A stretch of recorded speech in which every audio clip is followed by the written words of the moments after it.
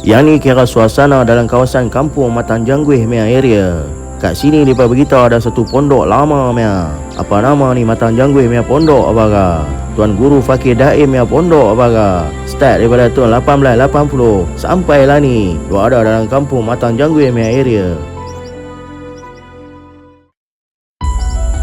Assalamualaikum. Ni nak beritahu kat Matan Jangguih mereka beritahu dia ada satu tadika pusat asuhan tunai Islam abaga yang dia ada start daripada tahun 2000 yang dia ada dalam kampung Matan Jangguih. Pasti ini telah beroperasi selama 26 tahun, di mana kita akan berpindah ke tempat baru. Lepas tu lah ni mereka beritahu tadika pusat asuhan tunai Islam tu mereka kata nak kena pindah keluar ke abaga. Pindah piduk Tanglin. Tapi bukan pindah kat bungkus piduk dalam hutan banat mana tak. Tapi mereka nak pindah piduk kat tempat lain kat dalam kampung Matan Jangguih ni juga tak. Inilah tempat baru di mana pasti adalah semua akan beroperasi di sini.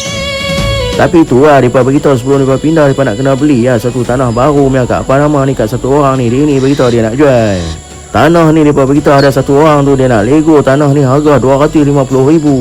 10% RM25,000 mereka sudah ada kat owner tuan tanah ni.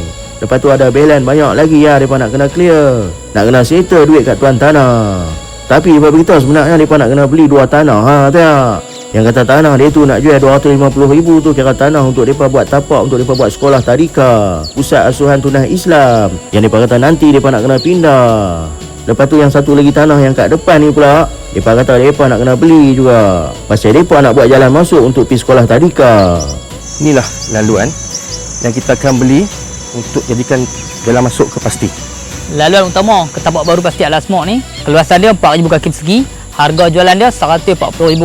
Tanah ni pula ada satu owner yang lain yang pula. Dia ni pun dia pun nak jual tanah kat. Dia nak lego RM140,000. Kira dua tanah mereka nak kena beli. Satu tanah kira untuk tapak mereka nak buat sekolah tadika. Dan satu lagi tanah untuk mereka nak buat jalan masuk untuk pergi ke sekolah tadika. Total semua mau dah ada dekat RM400,000 baru mereka boleh pergi beli tanah-tanah ni semua. Tapak baru pasti Al-Asma' ni lebih kurang, keluasan dia lebih kurang 18,000 kaki persegi. Dan harga jualan dia RM250,000. Lah ni duit collection yang ada kat mereka nipis tak banyak. Dia ada lebih kurang dalam RM70,000 macam tu tak. Ada banyak lagi mereka nak kena pergi cari duit, bawa tim Milo minta sedekah ke apa ke, impun duit bagi cukup untuk mereka pergi settle banyak duit kat tuan tanah. Tapi tu mereka beritahu kalau boleh tak. Mereka nak minta sikit sumbangan ke apa ke kat siapa-siapa yang boleh ada main sikit kat tepi ke apa ke kat mereka.